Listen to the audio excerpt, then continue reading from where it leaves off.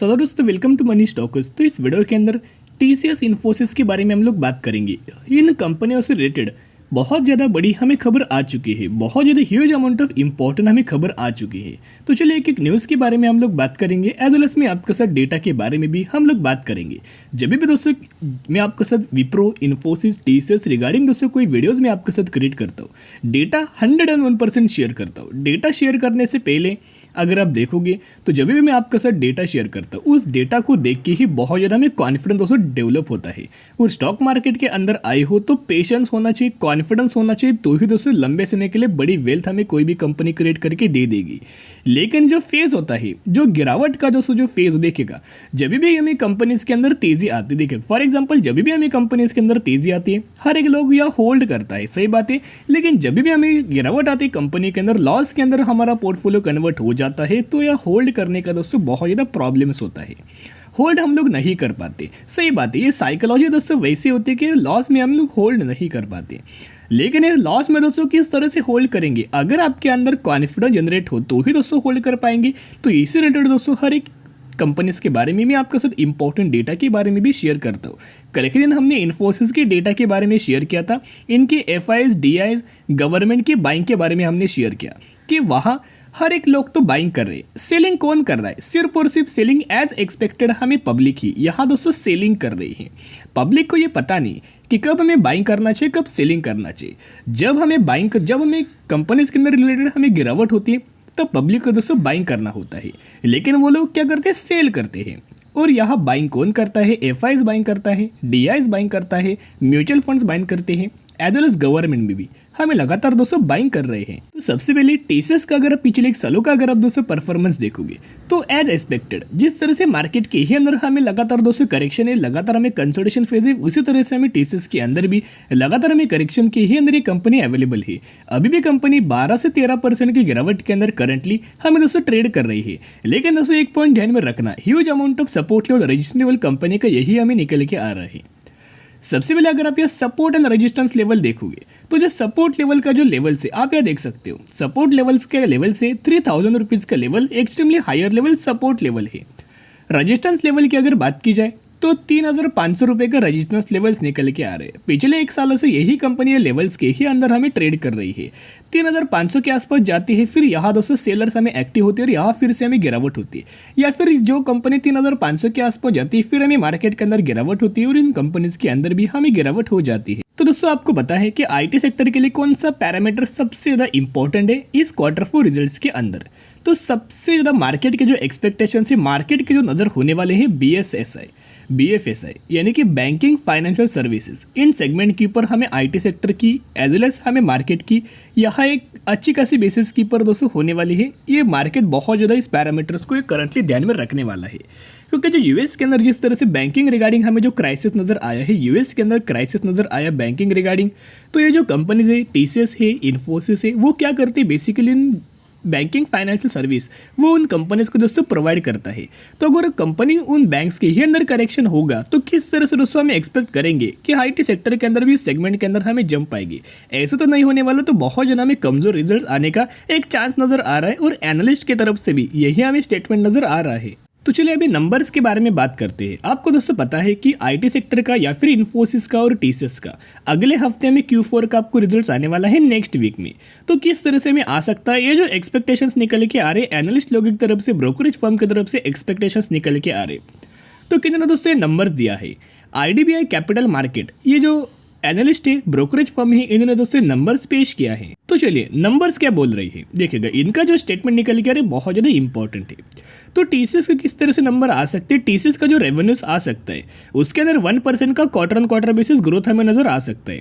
TCS का 1.1% के आसपास हमें ग्रोथ Q1 के बेसिस नजर आ सकता है।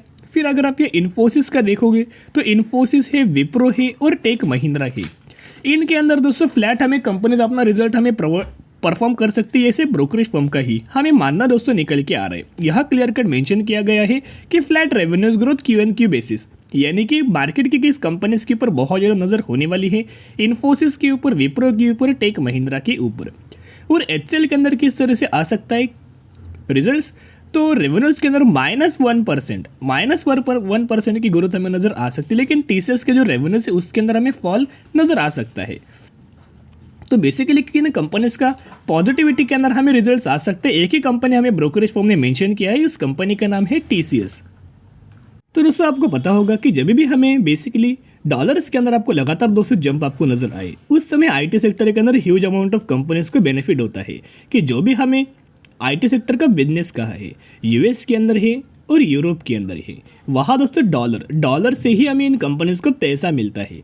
तो अगर डॉलर दोस्तों स्ट्रांग होगा तो क्या होगा, बेसिकली कंपनी के नंबर्स के अंदर भी हमें जंप आएगी। ओके, कोई ज़्यादा जंप नहीं, लेकिन जंप दोस्तों आ सकती है। जो नंबर्स जो निकल के आते हैं उनके बहुत बड़े बड़े नंबर्स आते हैं। तो अगर 1% का भी हिसाब से अगर बढ़ा तो ह्यूज अमाउंट ऑफ हमें वॉलेटाइल हम इनके नंबर्स के अंदर नजर आ जाते हैं।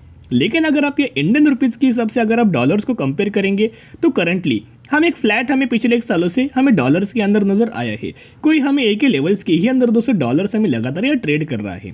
तो जब भी दोस्तों डॉलर्स के अंदर हमें लगातार दोस्तों जंप आपको नजर आए, उस समय आईटी सेक्टर को ह्यूज अमाउंट ऑफ बेनिफिट हमें नजर आ सकता है। तो जो टीसीएस के अंदर दोस्तों जो आपको लगातार हमें जो गिरावट हो रही है, टीसीएस के अंदर पहले भी दोस्तों बहुत बार गिरावट हो चुकी है। देखिएगा, इनके हिस्ट्री के बारे में दोस्तों हम लोग बात करेंगे। जिस तरह से इन्फोसिस के बारे में मैंने आपके साथ शेयर किया था मैक्सिमम के अंदर, वैसे टीसीएस के बारे में हम लोग बात करेंगे। तो यहाँ अगर आप देखोगे 2007 से लेकर 2008 में जिस तरह से हमें रिसेशन का फियर नजर आया था, उस समय के अंदर जिस तरह से मार्केट के अंदर गिरावट हुआ था, टीसीएस जैसी फंडामेंटली स्ट्रॉन्ग कंपनी हमें 60% के आसपास गिर चुकी थी।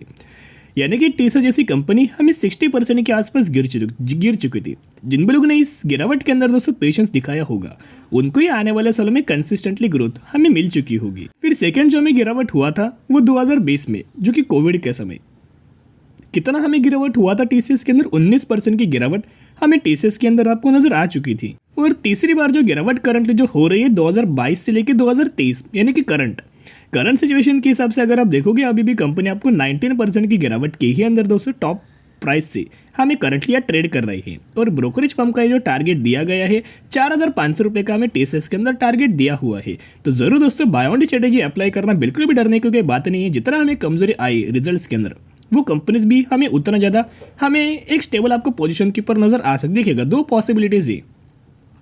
एक तो जो बैंकिंग फाइनेंशियल सर्विसेज है, उन सेगमेंट्स के अंदर अगर दोस्तों न्यूट्रल हमें कंपनीज ने परफॉर्म किया, न्यूट्रल परफॉर्मेंस किया, यानी कि कोई ज़्यादा हमें पैनिक लेवल आ सकती, लेकिन गिरावट दोस्तों आने का बहुत ज़्यादा कम चांसेस है।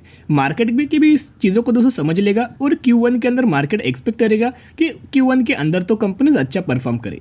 सेकेंड सिचुएशन क्या हो सकती है कि बैंकिंग फाइनेंशियल सर्विसेज का जो सेगमेंट्स है, अगर उसका रेवेन्यूज के अंदर अगर उनके अंदर फॉल आया तो हमें आईटी सेक्टर के अंदर भी वाइस वर्सा आपको फॉल नजर आ सकता है। तो ये चीजें दोस्तों आपको ध्यान में रखनी चाहिए, डायरी के ऊपर भी आप नोट कर सकते हो। तो अभी हम लोग बात करेंगे इन्फोसिस के बारे में, सेम जो टीसीएस के बारे में शेयर किया, सेम इन्फोसिस के बारे में।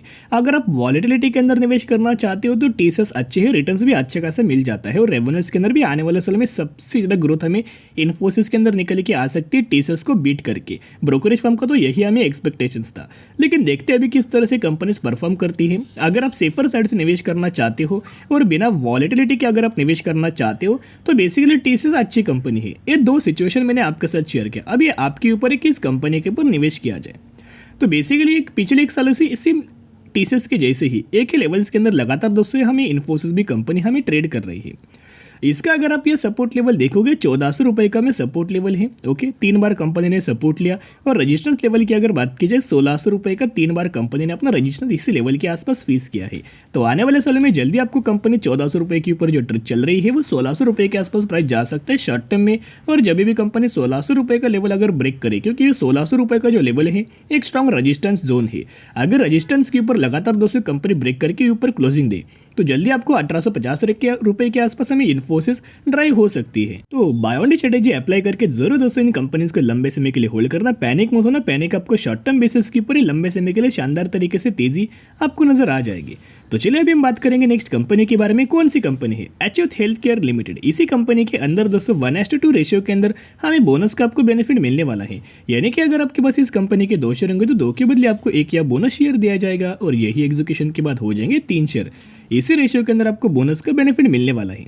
तो इस कंपनी का अगर आप मैक्सिमम का चार्ट पैटर्न देखोगे तो हमें अब ट्रेंडिंग मात्रा में ही मूव हो रहा है। बहुत पुरानी कंपनी नहीं है, 2022 में ही कंपनी आई है, लेकिन जब से आई तब से 185% का रिटर्न शेयर होल्डर्स को बना के दे चुकी है। तो रिटर्न के हिसाब से तो कंपनी अच्छी है, लेकिन ज़रूर कंपनी के बिजनेस के बारे में स्टडी करना, एनालिसिस करना, और अगर आपको बिजनेस पसंद है तो ही निवेश करना, नहीं तो आप स्किप करके भी चल सकते हो। तो चलो दोस्तों, आज के लिए इतना ही। अगर आपको वीडियो पसंद है जरूर वीडियो को लाइक शेयर एंड सब्सक्राइब कर सकते हैं। फिर मिलेंगे, बाय।